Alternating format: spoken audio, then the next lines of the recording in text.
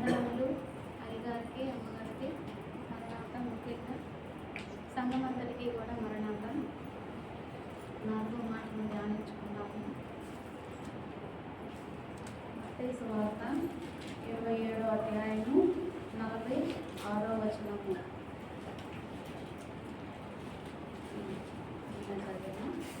ఇంచుమించు 3 గంటలైనప్పుడు యేసు ఏలీ ఏలీ లామా సబక్తానీ బిగ్గరగా కేక వేశాను.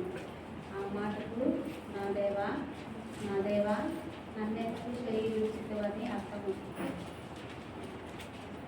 ప్రార్థన చేస్తున్నాను. పరిశుద్ధుడైన మా తండ్రి, మీ శ్రేష్టమైన ఘనమైన నామమునకు వందనములు, స్తుతులు, స్తోత్రములు నాయన. కాలములు అల్పమైన కాలములు తృణీకరించని వాడెవరు అన్నట్టుగా నాయన. అయ్యా, ఆ కాలంలోనే ఉన్నాను, కానీ నేను ఆధారం చేసుకొని నేను ప్రోత్సాహపరుచుకొని నాయన ముందుకు ప్రభావ మేము వెళ్తున్నానంటే మా పెద్దలు ప్రార్థన బట్టి అని మేము అనుకుంటూ ఉన్నాం నాయన. అయ్యా, ఈ దినం నాయన 7వ మాటలో నాయన 7 మాటలలో నాయన 4వ మాట ప్రభావ మేము చెప్పుకోలేము అనుకుంటున్నాం. ఏమీ తెలియని వారమే ప్రభావ, జ్ఞానమునకు ఏమీ అంతకు అగోచరమే నాయన మాట నాయన. అయ్యా, అయినప్పటికీ ప్రభా నన్ను దీవించు పంపు, నాకు నేమేగు అని మా తండ్రులు చెప్పినట్లుగా నాయన. అయ్యా, 7 మాటలలో ఉన్న పారమార్థతనంతటిని ప్రభా నీ బిడలకు నాయన మీరు చూపించమని. అయ్యా, చెప్పిన బిడలను చెప్పదగిన బిడలను ఇంకాను ప్రభా మీరు దీవించమని త్వరగా మమ్మల్ని తీయవచ్చు. నా యేసు నామమున అడిగి పెడుతున్నాను పరమ తండ్రి.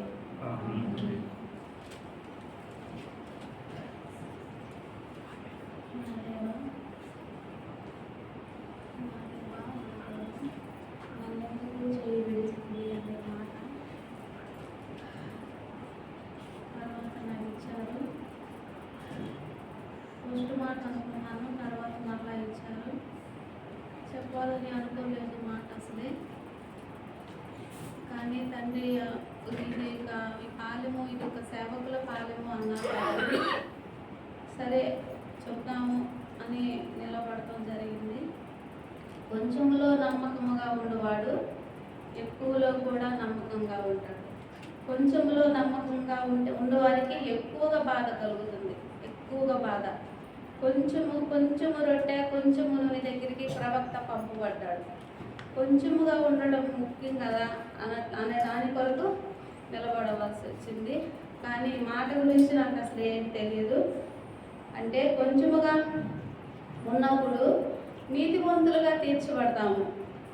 ఆ నీతి మనలను ఆ నీతిగానే మనం మారిపోతాము. అప్పుడు మనం ఫలవర్తమైన స్థితిలోకి మారిపోతాము, అధికమైన బలం వస్తుంది. అందుకని నిలబడటం జరిగింది. తండ్రి అనేటప్పుడు దైవత్వం కనబడుతుంది. ఈ మాటల్లో 2 విషయాలు మనం మాట్లాడుకున్నాము, దైవత్వము, మానవత్వము. ఈ 2 తండ్రిలో కలవు. తప్పులుంటే క్షమించండి నన్ను, వల్ల తర్వాత మీరు మరలా కూడా డిలీట్ చేసుకోండి. అంటే మన నిమిత్తము శాపరాశిగా మారారు, మన నరుడుగా వచ్చాడు, మన నిమిత్తం వచ్చాడు. 33 సంవత్సరంలో ప్రారంభించారు. మన నిమిత్తం బలి అర్పణ చేసిందే కాక ఈ లోకమునకు నరుడుగా వచ్చి వేశారు. ఆయన మన నరుడు కనుక మరి ఎన్నో మేళ్ళు అన్నారు మన జనుకులు.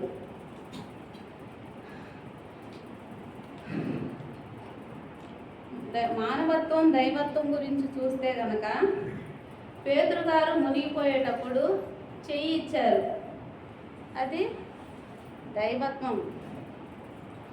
లాజరు గారు ఉన్నారు, లాజరు గారు సమాధిలో ఉన్నప్పుడు పిలిచారు, రాయిని బొర్లించండి అని, అది మానవత్వం. రాయి బొర్లించండి అంటే రాయి అనేది ఒక బలహీనత కావచ్చు. రాయి అనేది నీ అంతటి నీవే బొర్లించాల. నీవు బొర్లించే కాడ దేవా అన్ని నీవే తీసే, అన్ని నీవే చేసేయని మనం అంటాం. పాదుర్లు నీ హృదయం లోపలికి వచ్చి ఎప్పుడు శుభ్రం చేయరు. గవర్నమెంట్ గారు ఏమంటారు, మీ ఇళ్ళకు మీరే బెల్లం వేసుకోనండి. ఆయన వచ్చి మీ ఇళ్ళకు బెల్లం వేయడు. అంటే పాద్రి గారు హృదయాల్లోకి వచ్చి శుభ్రం చేయరు. మీ బలహీనతలు మీరే కడిగి వేసుకోవాలని ఉంటుంది.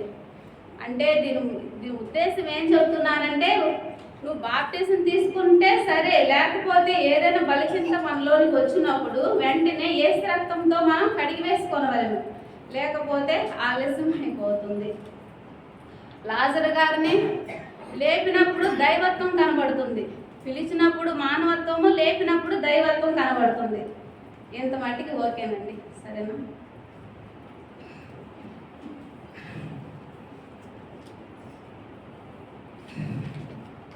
నెక్స్ట్, చిన్న కుమారుడు బహిరంగానికి తప్పిపోయాడు, అంతరంగానికి కూడా తప్పిపోయాడు. ఎక్కడికి వెళ్ళిపోయాడంటే అడ్రస్ లేకుండా ఎంత దూరంగా వెళ్ళిపోయాడు.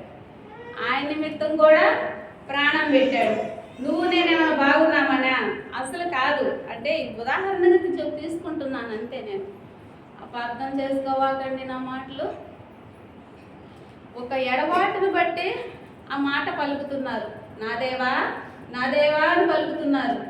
అక్కడ దైవత్వం లేదు, ఒక నరునిగా మాట్లాడుతున్నారు, నా దేవా నా దేవా అని. నీవు కూడా నీ బాధలో నా దేవా నా దేవా నన్ను సిద్ధము చేయమని నన్ను అడిగిన ఎడలా తోడ్పడనా అని ఉంటుంది. జనకులయ్య గారి మాటల్లోనే తప్పులుంటే క్షమించండి. నా దేవా అనే మాటలో అంత దీనత్వం ఉన్నదనేది నేను చెప్తున్నాను, అంతేనండి. ఎడబాటును బట్టి ఆ మాట పలికారు. ఏబు గారు ఉన్నారు. ఏబు గారు శ్రమలో తన భార్య దేవుని మాట ఎత్తొద్దు అని అంటుంది. ఇక్కడ మాత్రం కుమారుడైన తండ్రి గారు నా దేవా అని పలుకుతున్నారు. నీ శ్రమలో కూడా నీ దేవుడు నీతోనే ఉంటారు. నీకు కూడా రెండు ఉంటుంది, మానవత్వం ఉంటుంది, దైవత్వం ఉంటుంది.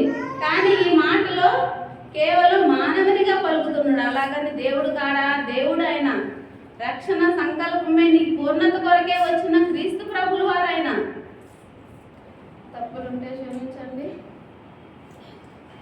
మానవుడు శ్రమను పొందక దైవ మానవుడు ఎటు కాగలుగుతాడని మన జనకులయ్య గారు చెప్పారు.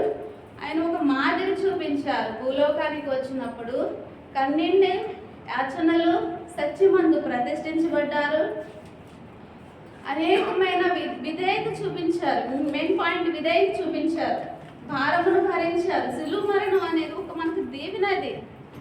మననరుడు అంటే అది మనకు దీవెనది. విజయోత్సాహం చేసింది. పెండ్లి కుమారుడుగా సిలువ మీద ఉన్నది మనకు దీవెన. బైబిల్ మిషన్ సహవాసము కూడా ఒక ఉన్నతముగా ఉంటుంది.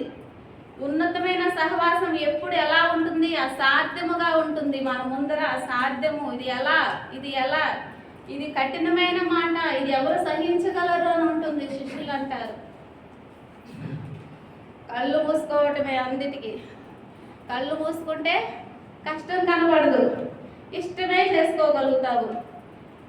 కళ్ళు మూసుకొని ఇష్టం చేసుకుంటే అది బైబిల్ మిషన్ బోధన కప్పైనా కూడా బోధన నువ్వు చక్కగా తీసుకుంటే నీకు మేలే కలుగుతుంది. అన్నీ విడిచిపెట్టేస్తున్నాను, మర్చిపోతున్నాను.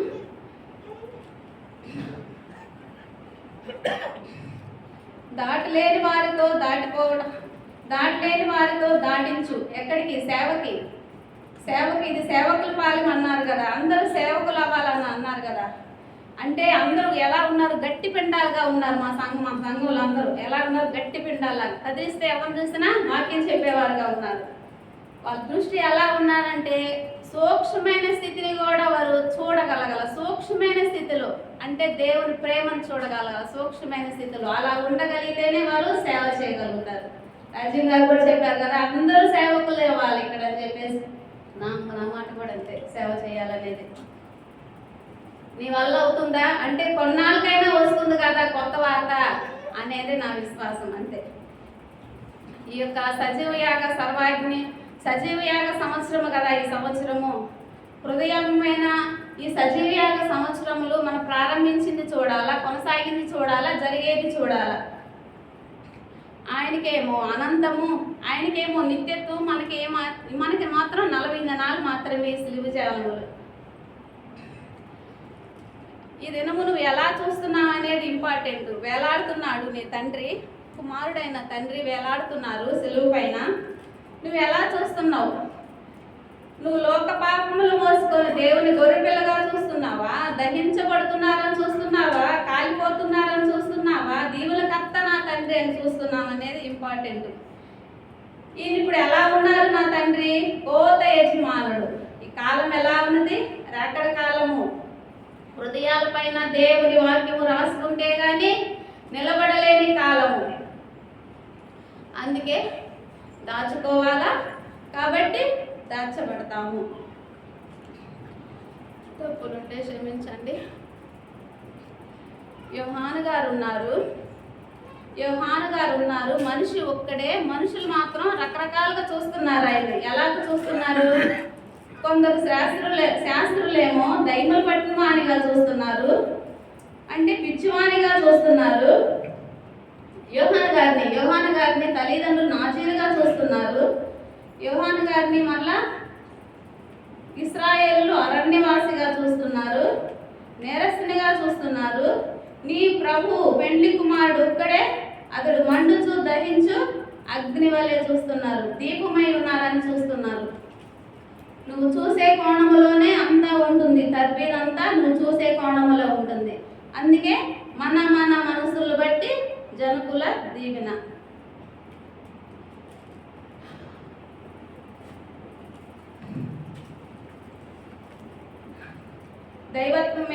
దైవత్వం మానవత్వం గురించి విడిచిపెట్టేశాను. దైవత్వం మానవత్వం ఉన్నది కదా.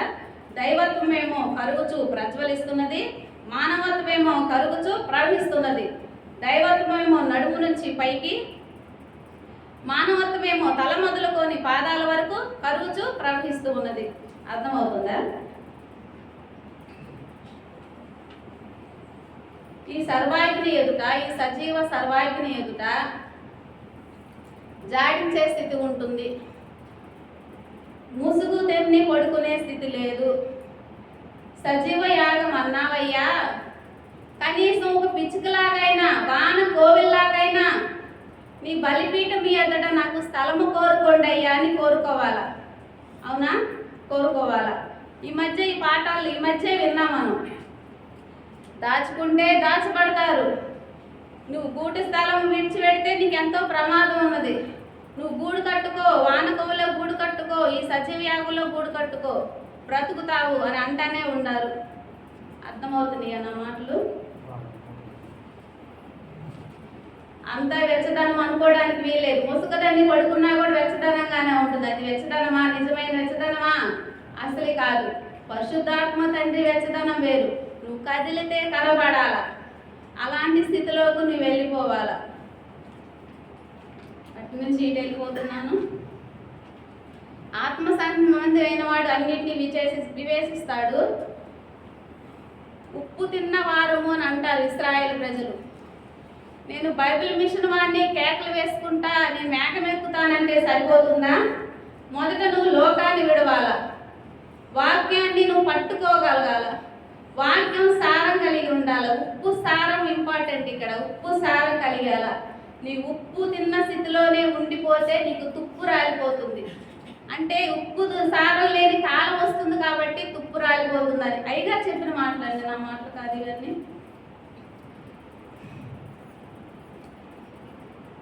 ఇప్పుడు పౌలు గారు సిలువలో వేడాలు పడ్డారు కాబట్టి సాక్ష్యం చెబుతున్నారు. నేను క్రీస్తు పోలిన ప్రకారం మీరు నన్ను పోలి నడుచుకోనండి అని. పెండ్లి కుమారుడికి మనం పట్టబడాల. పెండ్లి కుమారుడికి పట్టబడిన వారే చేపట్టతారు. కడ వరకు చేపట్టగలుగుతారు ప్రతిదీ. ప్రభువా ప్రభువా అన్న వారు అంత పరలోక రాజ్యం చేరతారండి? అసలు చేరరు. ఆయన చిత్తం, తండ్రి చిత్తం నెరవేర్చువారే పరలోక రాజ్యం చేరగలుగుతారు. అందుకే ఎక్కువగా సన్నిధాన వర్తనులుగా మారాల. అందుకే గంట సన్నిధి చేయండి అని చెప్తా ఉంటారు. ప్రతిదీ మన అనుసరణలో ఉంటుంది. నువ్వు ఎలా బహిరంగాన్ని ఎలా చూస్తున్నావు, అంతరంగాన్ని ఎలా పెట్టుకుంటున్నావు అని ఉంటుంది. అనుసరించేది వేరుగా ఉంటుంది. అనుసరణ రెండు ఉంటుంది.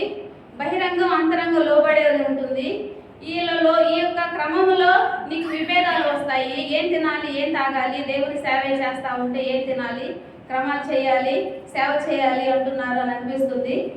ఈ వేదాల్లోనే నీకు సొంతగా ఏదైనా చేసేయాలని సొంత ప్రేరేపణలన్నీ వచ్చేస్తే చాలా జాగ్రత్తగా ఉండాలి. అందుకే పట్టబడాల. పెండ్లి కుమారుడికి నిత్యం అందుబాటులో ఉండాల, పట్టబడాల. అడుగులో అడుగు వేసుకుంటూ ముందుకు వెళ్ళిపోవాలా. ఆయన కోరినట్టుగా మనం చేయగలగాల. అప్పుడే రాకడ సంగార్థుల గుంపులోకి మనం వెళ్ళగలుగుతాము. నీవు రాకడ సంఘములో ఉంటే కనుక పరిశుద్ధాత్మీయ నిన్ను సిద్ధము చేసుకుంటాడు. ఈ మాటను ముగించేస్తున్నాను.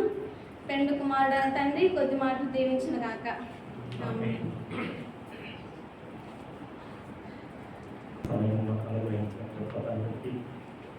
గారికి, అమ్మగారికి, సంఘంతటికి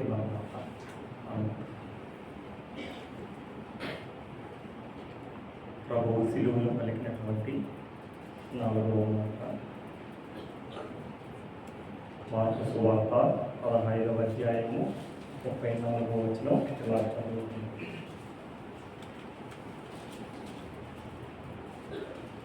మూడు గంటలకు యేసు ఎలోయి ఎలోయి లమా సబక్తాని బిగ్గరగా కేక వేసింది. ఆ మాటకు నా దేవా నా దేవా నన్ను ఎందుకు చెయ్యి విడిచితివని అర్థము. కాబట్టి ఎవరు చేయి విడిచిపెడుతున్నారో మనం ధ్యానం చేసుకుందాం. ఎవరు? కుమారుడైనటువంటి దేవుడు. నా దేవా నా దేవా నన్నేలా చేయి విడిచితువని తండ్రి చేయి విడిచినట్టుగా మనం చూస్తున్నాం. అంశం ఏమంటే సజీవ యాగంలోని సహజీవనం ఐక్యత కొరకు సజీవముగా దహించి వేయబడి నీ కొరకు నా కొరకు చాచబడిన హస్తములోని దాగిన ప్రేమ. దావీదు గారు అంటారు కదా, నా దాగు చోటు కనుక ఏమిటంటే ప్రేమ. ప్రేమ అంటే జనకులు ఏమన్నారంటే సిద్ధి అంటే ప్రేమ. కాబట్టి ఈ ప్రేమ ఈ సిద్ధి పెళ్లి కుమార్తెకి ఎంత అవసరమో మనం ఎంత సమకూర్చుకున్నామో అన్నదే ఈ ధ్యానాంశం యొక్క ఉద్దేశం. కాబట్టి పాత నిబంధన కాలంలో దేవుని కుమారుడుగా ఉన్న పాలు విడవని గొర్రె పిల్లగా ఉన్నారు. పాత నిబంధన కాలంలో పాలు విడవని గొర్రె పిల్ల. 1వ సమయంలో 7వ అధ్యాయము 9వ వచనం. మరి భూమి ఆకాశమున వేలాడుతున్నటువంటి ఈ గొర్రెపిల్ల నోరు తెరవని గొర్రెపిల్లగా మారిపోయినారు. యెషయా గ్రంథము 53వ అధ్యాయము 7వ వచనం. కాబట్టి పాలు విడవని గొర్రెపిల్ల, నోరు తెరవని గొర్రెపిల్ల మన యొక్క ధ్యానం చేసుకోవాల్సింది. కాబట్టి పాత నిబంధన కాలంలో పాలు విడవని గొర్రెపిల్ల యొక్క ఆచారమును కొట్టివేసి కొత్త నిబంధనలోని నోరు తెరవని గొర్రెపిల్లగా మారినటువంటి దేవుని కుమారుడు, ఇంటి కుమారుడు. కనుక ఈ చాచబడినటువంటి ఈ హస్తము ఎవరిని విడిచి ఎవరి కొరకు చాచినారో మనం తెలుసుకున్నాం. తండ్రి చేయిని విడిచారు. ఎందుకొరకు? నీ కొరకు, నా కొరకు విడిచారు. లోకములో నుంచి, సంఘములో నుంచి, పెళ్లి కుమార్తె గుంపులో నుంచి కలగలిగిన పెళ్లి కుమార్తెగా సిద్ధపరచుటకు చాచిన హస్తం ఇది. కనుక పెళ్లి కుమారుడు ఈ చాచబడినటువంటి ఈ హస్తమునకు పరిశుద్ధాత్మ తండ్రి యొక్క ప్రయాస ఏమైనదయ్యా అంటే గొర్రె పిల్ల భార్య సిద్ధపరచుటకు ప్రసవేదన పడుతున్న పరిశుద్ధాత్మ తండ్రి. లోకములేమో వేరు చేస్తున్నారు, సంఘములోని వేరు చేస్తున్నారు.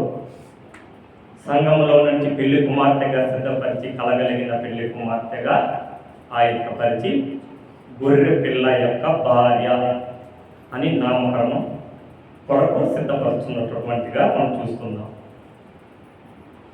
కాబట్టి ఈ ఈ గొర్రెపిల్ల భార్య భూలోకంలో ఏ రీతిగా సిద్ధపడాలో మనం చూద్దాం. మరి కొంత స్ట్రైట్గా మాట్లాడలేక అది మీకు అందరికి హోంవర్క్గా ఇచ్చేసాను.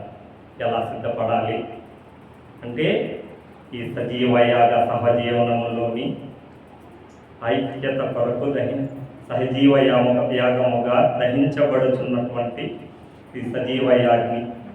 కాబట్టి ఈ శిలువ ధ్యానాలంతా కూడా ఇంకా అయ్యగారి పాపంలోకి అయితే మీరు వెళ్ళగలుగుతారు, కానీ యథార్థంగా మాట్లాడాలంటే నాది అమ్మగారి పాపం. ఎందుకంటే సంఘానికి రండి అయ్యా అంటే రాలేనప్పుడు సింగపూర్కి వస్తామంటే ఎలా ఉంటుందో నా బలహీనతది. కనుక నేను ఎక్కడ వరకైతే రాగలను, ఎక్కడ వరకైతే అందుకునగలను, ఎక్కడ వరకైతే సిద్ధపడగలను ఆ రీతిగానే నేను సిద్ధపడి ఉన్నాను. కాబట్టి దయచేసి క్షమించండి. కాబట్టి ఈ పెళ్లి కుమార్తె యొక్క సంఘములో ఏమై ఉన్నారయ్యా అంటే పెళ్లి కుమారుని చేతి వేలు పట్టుకునేవారు గుంపు 30 దంతలు, చేతిని పట్టుకున్న గుంపు 60 దంతలు, చేతిలో చేయి వేసి చేతిని విడిచినట్టు చేయి విడవనటువంటి గుంపు 100 దంతలు. కనుక మనం ఏ గుంపులో ఉన్నామో మనము పరీక్షించుకోవాలి. కాబట్టి జనకులు ఏమన్నారయ్యా అంటే అన్ని మతముల వారు క్రైస్తవ మతములోనికి వచ్చును, అన్ని మిషన్లలో వారు బైబిల్ మిషన్లోనికి వచ్చును. కనుక ఇది ఎటువంటి ప్రేమ అయ్యా అంటే జనకుని యొక్క ప్రేమ పెళ్లి కుమారుని యొక్క అంతరంగముతో మమేకమైనటువంటి ప్రేమ. కనుక మనం ఎటువంటి స్థితిలో ఉన్నప్పటికీ కూడా మనల్ని ఏం చేశారు, ఈ పెళ్లి కుమార్తె సంఘములోనికి తీసుకొని వచ్చి పెళ్లి కుమార్తెకి కావాల్సినటువంటి సిద్ధిని నింపి పెళ్లి కుమారుని కొరకు కనిపెట్టుకునే స్థితిలో మనల్ని ఉంచాలని పరిశుద్ధాత్మ తండ్రి ఆశపడుతున్న రీతిగా మనం సిద్ధపడుతున్నాం. కాబట్టి ఏమిటి ఈ 30 దంతలు 60 దంతలు సంఘంలోనంటే ఎవరు మటుకు వారు మీరు పరీక్షించుకో. కాబట్టి పెళ్లి కుమార్తె యొక్క సిద్ధపాటు మీకు తెలిసిన వారే కాబట్టి ఏమి మార్చుకోవాలి, ఏమి మార్పు చెందాలి. అయ్యగారు ఉన్నప్పుడు అయ్యగారు కన్నా మార్చుకునుట, మార్పు చెందుట మేలు అన్నాను, కానీ మళ్ళా దాన్ని కరెక్షన్ చేసుకొని మహిమ అనుభవించుట అని రాసుకున్నాం. కాబట్టి లోకములో నుంచి సంఘములో ఉన్నటువంటి పెళ్లి కుమార్తె మార్చుకొని ఎక్కడికి వెళ్ళాలి, పెళ్లి కుమారుని యొక్క మహిమలోనికి వెళ్ళాలి. కాబట్టి మనము మార్పు చెందే వారంగా ఉండి మనము మహిమలోనికి సిద్ధపడాలి. కాబట్టి ఈ ప్రేమ యొక్క బలహీనతలు కొన్ని విషయాలు అయ్యగారు అన్నమాట. జనకులు పోవలసిన వారు పోగా రావలసిన వారు రాగా సంఘము ఎత్తబడును. అయ్యా పొరపాటు ఉందా? పోవలసిన వారు పోగా రావలసిన వారు రాగా సంఘము ఎత్తబడును. నా మనసుకి ఏమనిపించిందంటే పోవలసిన బలహీనతలు పోగా రావలసిన పెళ్లి కుమార్తె ప్రేమ లక్షణములో రాగా పెళ్లి కుమార్తె సంఘము రాకడ కొరకు సిద్ధపడి ఎత్తబడకూడదు. అలా నేను మనసులో తెచ్చుకున్నాను అన్నమాట. మరి ఏమైనా పొరపాటు అంటే మన అయ్యగారు ఉన్నారు కాబట్టి కరెక్షన్ చేస్తారు. మరి ఈ గొర్రెపిల్ల యొక్క మహిమాలయంలో ఈ మన మందిరం ఒకరేమో నోవాహు వాడు అన్నారు కనుక మనం సంపూర్ణం చేయాలి కనుక కాబట్టి గొర్రెపిల్ల వివాహోత్సవ మహిమ మందిరం. కాబట్టి గొర్రెపిల్ల వివాహోత్సవ మహిమ మందిరము. ఈ మహిమ మందిరం ఆయనే మహిమై ఉన్నారు కనుక ఈ పెండ్లి కుమార్తె ఏమై ఉన్నది? గొర్రెపిల్ల ఈ మహిమాలయంలో దీపమై ఉన్నది. పరలోకంలో ఏమని రాయబడి ఉన్నది? ప్రకటన గ్రంథంలో ఒకసారి చదువుకుందాం. ప్రకటన గ్రంథము 21వ అధ్యాయము 23వ వచనం. ఆ పట్టణములో ప్రకాశించుటకై సూర్యుడైనను చంద్రుడైనను దానికి అక్కరలేదు. దేవుని మహిమయే దానిలో ప్రకాశించుచున్నది. గొర్రెపిల్లయే దానికి దీపము. కాబట్టి గొర్రెపిల్లయే దానికి దీపము కనుక ఈ పెళ్లి కుమార్తె సిద్ధపాటు యొక్క అంశము నా అంతరంగంలో ఈ వాక్యం యొక్క ఉద్దేశం అంతా ఏమయ్యానంటే ఈ చాచబడినటువంటి ఈ హస్తమే ఎక్కడ తీసుకొచ్చింది? సంఘంలోకి తీసుకొచ్చిందని చెప్పాను. అన్నింటిని వేరు చేసి దాగిన చోటు ఆయన ప్రక్క గాయంలో మనల్ని ఏం చేసుకున్నారు? దాచుకున్నారు.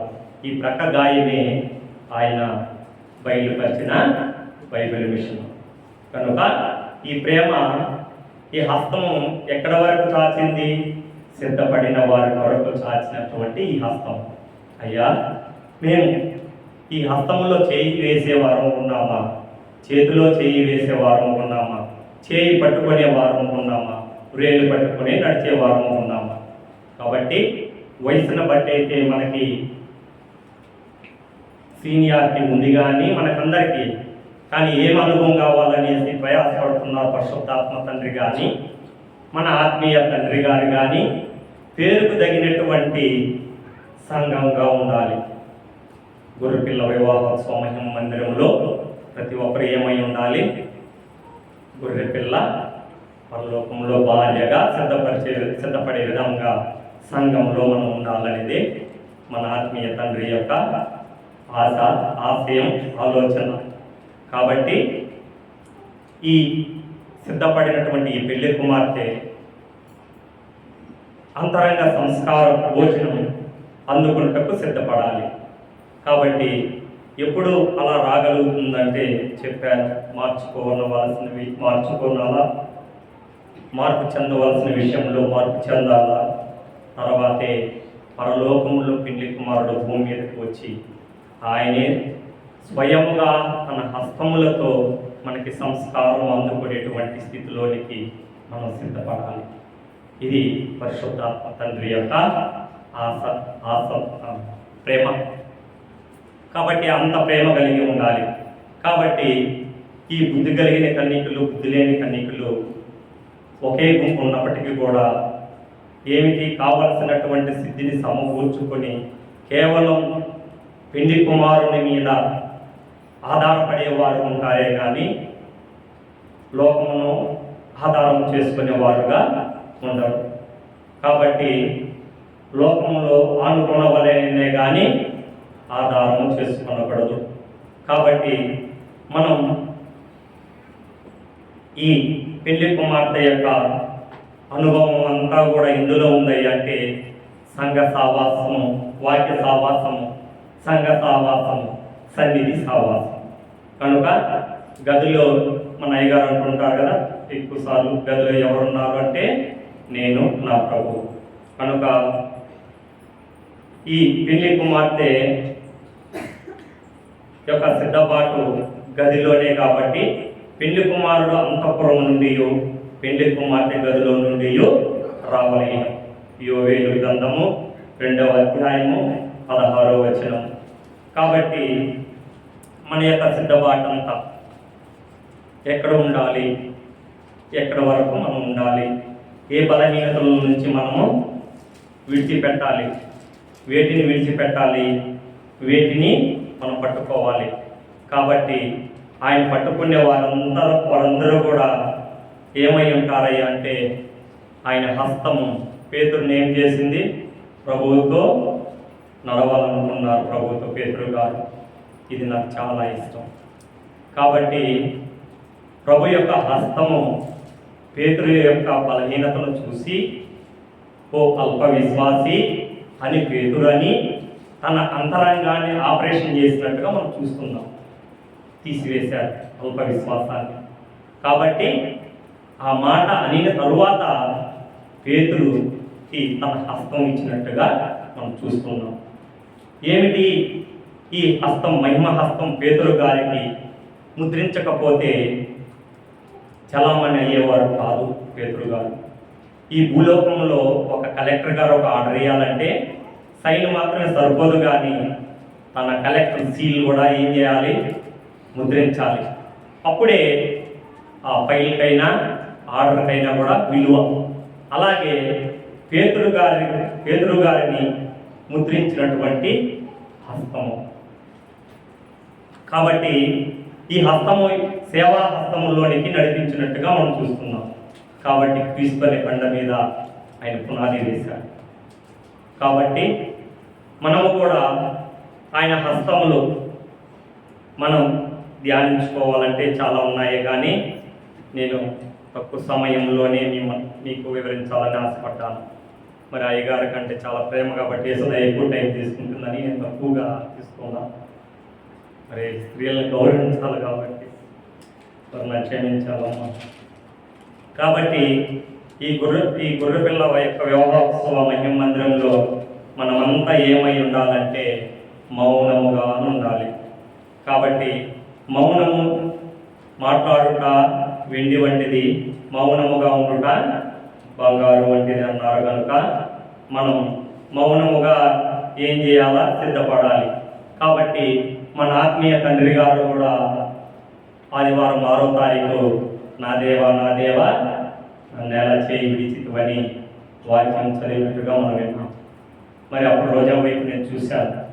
మరి నేను సిద్ధపడినటువంటి వాక్యం ఏమైనా నువ్వు అయ్యగారికి చెప్పావా రోజా అన్నాను. నువ్వు అడుగుతావని నాకు తెలుసు, నేను చెప్పలేదన్నది. మరి ఎందుకు అయ్యగారు అలా అన్నారో, అలా చెప్పారు ఈ వాక్యాన్ని అనేసి మరి నేను కూడా నాయన నన్ను సిద్ధపరచు. కాబట్టి ఏం చేశారు? నా దేవ నన్ను ఎలా చేయి విడిచితువని ఆ తండ్రి చేయి ఆ కుమారుడు విడిచాడు. మరి ఈ మందిరంలో, ధ్యాన మందిరంలో ఏమి మనకి ఎక్కువగా ఇచ్చాలి అంటే కన్ను పెట్టుకోండి. కాబట్టి ఈ ధ్యాన మందిరంలో మనల్ని ఏమని విడిచిపెట్టి వెళ్ళారయ్యా అంటే మహిమలో బహిరంగంగా విడిచిపెట్టారు చెప్తున్నానే, కానీ అంతరంగంగా మనతోనే అయ్యగారు మన ఆత్మీయ తండ్రి గారు ఉన్నారు. కాబట్టి పోల్చి చెబుతున్నాను. కాబట్టి మనల్ని కూడా సంఘాన్ని అంతా ఏం చేశారో కనిపెట్టుకోండి. ఇంక చెప్పడం బోధంతా అయిపోయింది, ఇంకా కావాల్సింది కనిపెట్టుకోవడమే కావాల్సింది అన్నారు. కనుక ఈ ధ్యాన మందిరమే మనకు ఒక గది. ఆ పెళ్లి కుమారుని అంతఃపురం నుండి సిద్ధపడతారు. ఈ గదిలో నుండి మనం సిద్ధపడాలి.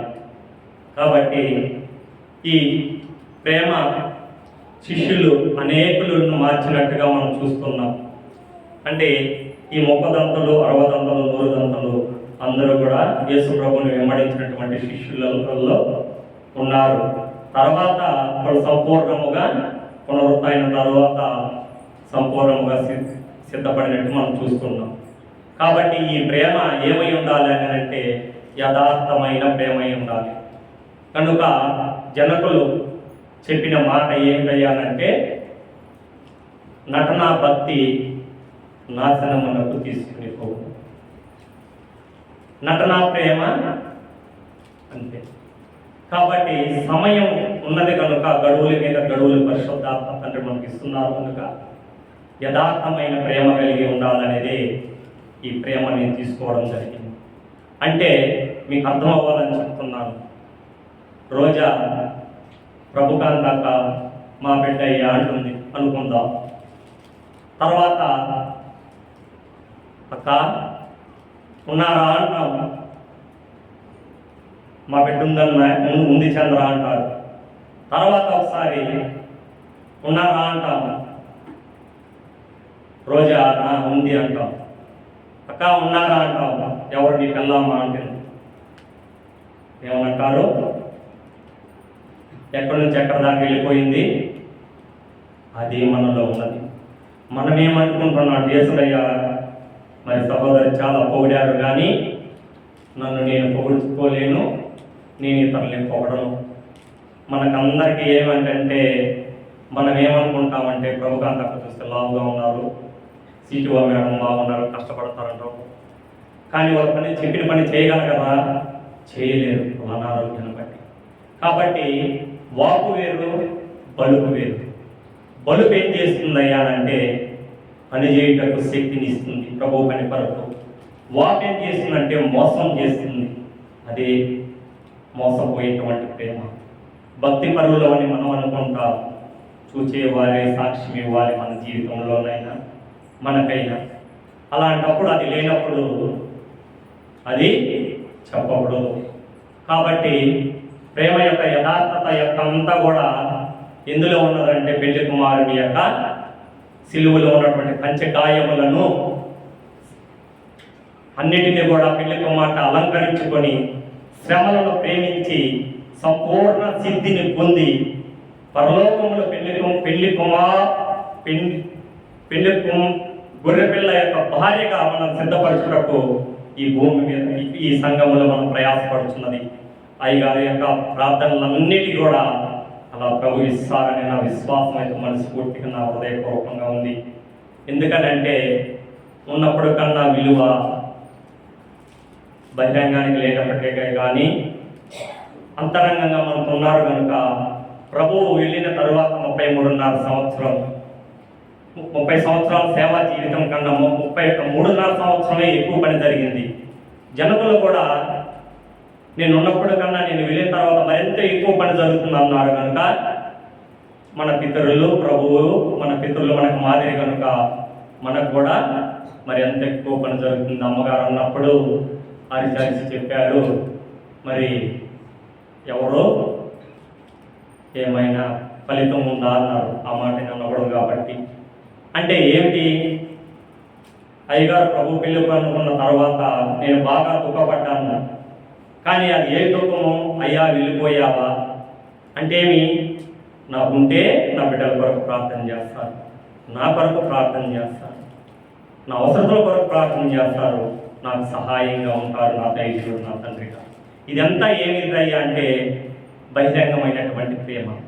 అంతరంగ ప్రేమ అయ్యగారు ఉన్నప్పుడే ఏం చేస్తుండే వాళ్ళం అయ్యానంటే ఎవరెవరు ఏమి చేయాలో చెప్పినదంతా మనం సంపూర్ణంగా చేసి ఆయన సంతోషపెట్టేవారం ఉన్నాం. కాబట్టి నా దుఃఖం అనిపించింది అంతా నటన, నేను దుఃఖపడిందంత. నిజమైన ప్రేమ ఏం చేస్తుంది, పెళ్లి కుమార్తె చెప్పిన వెంటనే నీ చిత్తమే నీ చిత్తమే నీ చిత్తం అనేది పెళ్లి కుమార్తె కనుక ఇంకా మనం ఏం కనిపెట్టుకోవాలా, నీ చిత్తం అనే పెళ్లి కుమార్తె యొక్క సేవా జీవితాన్ని ఎవరెవరికి ప్రభువు సన్నిధి అనుభవిస్తారో వాటన్నిటిని సద్వినియోగం చేసుకొని మనం దేవుని చిత్తమును, పరిశుద్ధాత్మ తండ్రి యొక్క నెరవేర్పు, ఆత్మ తండ్రి యొక్క అంగలాత్మను కూడా మనం ఏం చేసుకోవాలో సార్థకం చేసుకొని ఆయన చెప్పారు కదా ప్రభు అంతా ఆయన సంతోషపెట్టేవారు ఉన్నాము. కాబట్టి ఇది సమయం ఇచ్చినటువంటి అయ్యగారికి, అమ్మగారికి, సంఘమంతటికి మరణాత.